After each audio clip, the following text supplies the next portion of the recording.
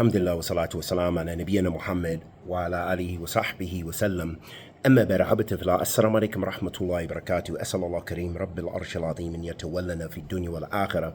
أحبتي في الله, it's very important that we don't play with marriage in Islam, and you don't play with divorce in Islam, and you do not play with returning back when a family has divorced. When the man wants to take his wife back, this is no joke. These are things you cannot play with in Islam. And in light of this, when we listen to this hadith of the Prophet ﷺ, we see it's a refutation of those who play. There are so many, unfortunately, of our Muslim brothers and sisters who play with marriage. They play with divorce. They divorce easy. They marry with the intent to divorce within a week, maybe the next day. They disgracefully make a joke and play with people's feelings. They get intended to marry them for 30 minutes and then they change their mind 30 minutes later. They play. Many people play with the deen of Allah subhanahu wa ta'ala, and this is a travesty, and it helps to spread wickedness throughout the earth. That's why we have to fear Allah Azza wa Jal as much as possible. Listen to this hadith of Abi Hurairah radiyallahu ta'ala anhu, who said that the Prophet sallallahu alaihi wasallam said, ثلاثة جدهن جد وهزلهن جد nikah wa talaq wa raja'a. The Prophet sallallahu alaihi wasallam said, and it's a hadith which is Hasan in Sunan Abi Dawood. He sallallahu alaihi wasallam said, there are three things which are binding, regardless of whether they were expressed jokingly or seriously. One is nikah, that when you agree to make nikah, to marry.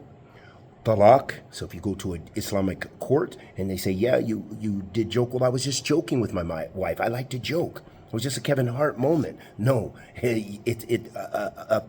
talaq waka. Talaq, divorce, has happened.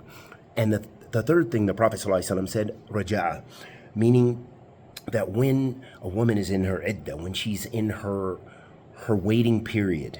For example, if a husband and wife, they divorced and they're in the same house and the wife is there and it's been 10 days, it's been a week, it's been 2 hours, whatever, and then the husband